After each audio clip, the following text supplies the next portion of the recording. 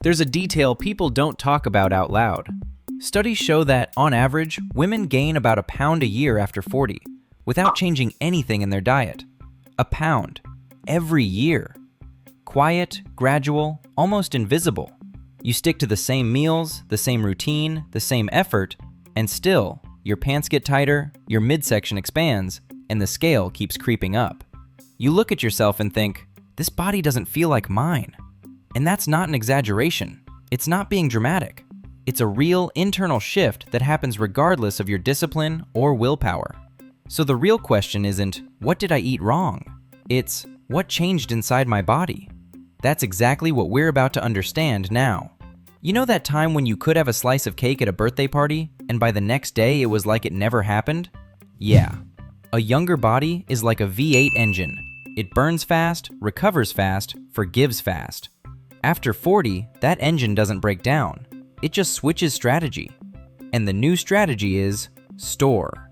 After 40, your body stores fat like it's a long-term investment. This happens for very concrete reasons. Your basal metabolism, the energy your body uses just to exist, to breathe, pump blood, keep everything running, starts to drop about 1 to 2% per year around this stage of life. It doesn't sound like much, but over 5 years, that adds up to a real difference in calories your body simply stops burning every single day, even while you're asleep. On top of that, your hormones change. Estrogen declines, and it had a quiet but important role, helping regulate where fat gets distributed. When it drops, your body starts storing fat more around the abdomen, exactly where you're noticing it. It's not weakness, it's not a lack of discipline, it's physiology. If this resonates with you, hit like. It helps this kind of information reach more women who still think the problem is them. Let's talk about a concept that sounds technical, but is actually pretty simple. Basal metabolism is how much energy your body burns just to stay alive. It's not exercise, it's not work, it's not even getting out of bed. It's literally the cost of existing. Your heart beating, your lungs breathing, your brain functioning, your cells renewing. This happens 24 hours a day, 7 days a week, and it makes up the largest portion of your daily energy expenditure. The issue is that after 40, this system starts acting like bad Wi-Fi. It's still there, but it doesn't work the way it should. There are days when your energy feels like it's stuck in extreme power-saving mode, and it's not your imagination. It's your metabolism literally slowing down, burning less energy to do the same things it used to do effortlessly. Why? Because part of your metabolism depends on muscle mass. Muscle is metabolically active tissue. It burns energy even at rest. And after 40, your body gradually starts losing muscle in a process called sarcopenia. Less muscle means a smaller furnace running inside you. Your body burns less, the surplus starts building up, and that extra gets stored. And as you already know, it goes straight to your midsection. It's not that your body got lazy, it got too efficient. And in this case, efficiency is exactly what works against you. You step on the scale already expecting bad news. But here's something the scale doesn't tell you, and it changes everything about how you understand what's going on. The number you see doesn't distinguish between fat and muscle. And that difference matters a lot more than it seems. Think of it this way. Muscle is like a tenant who pays rent every month. Even at rest, it costs energy. Fat is the tenant who doesn't pay anything, just takes up space. When you lose muscle and gain fat in its place, your metabolic balance drops hard.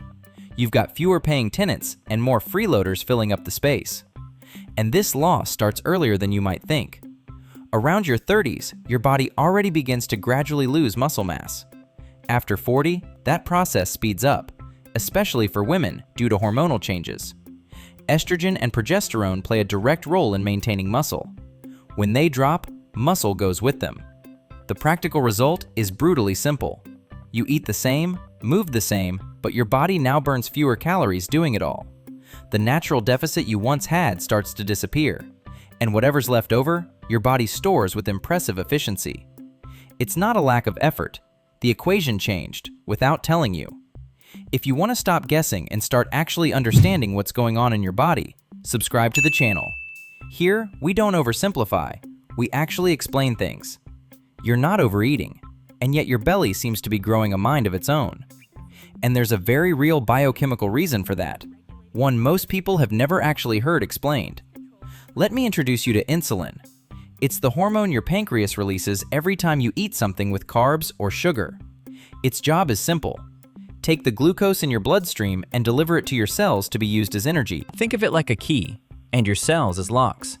The problem starts when, over time, those locks stop responding properly to the key. That's called insulin resistance.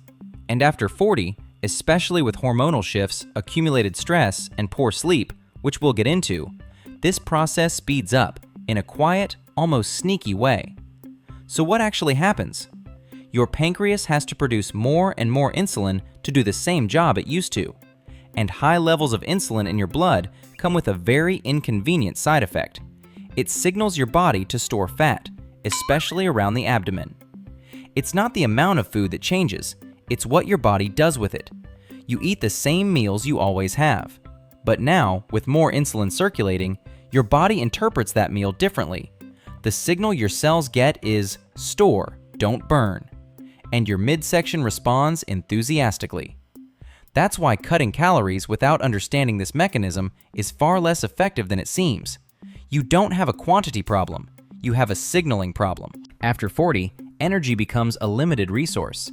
And it's not weakness, it's your sleep sabotaging you in a way that goes far beyond just feeling tired. Because a bad night of sleep isn't just about missing rest. It triggers a hormonal cascade that starts while you're still trying to fall asleep.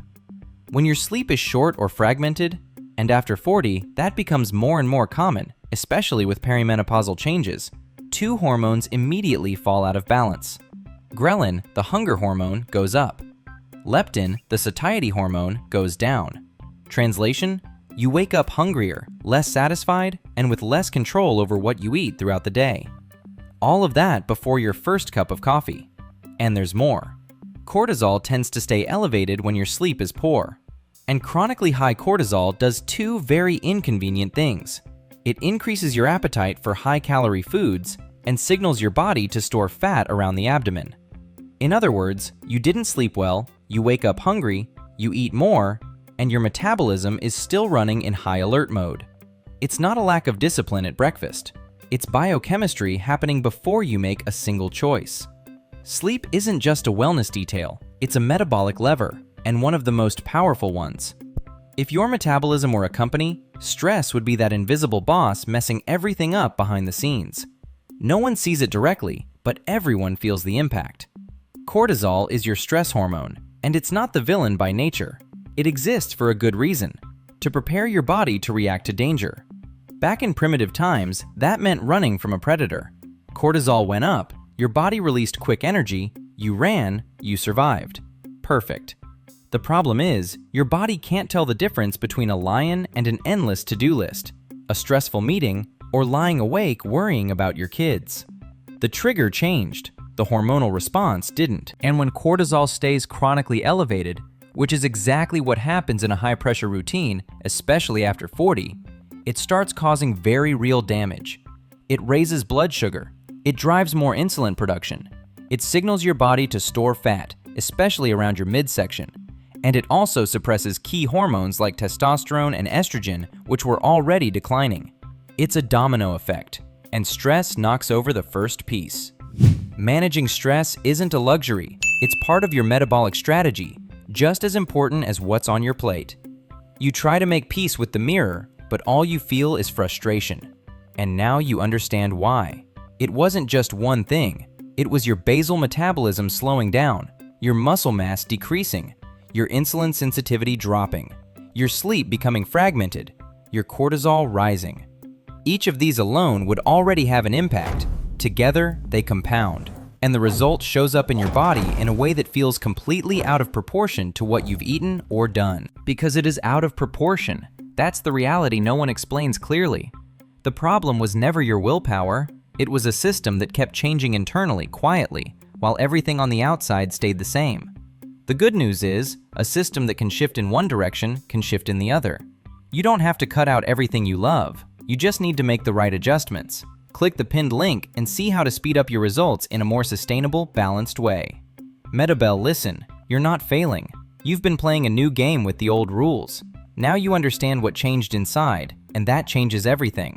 Your body isn't your enemy. It just needs different signals than the ones that used to work. I want to understand you better. What frustrates you the most right now? Hunger, fatigue, or lack of results? Tell me in the comments.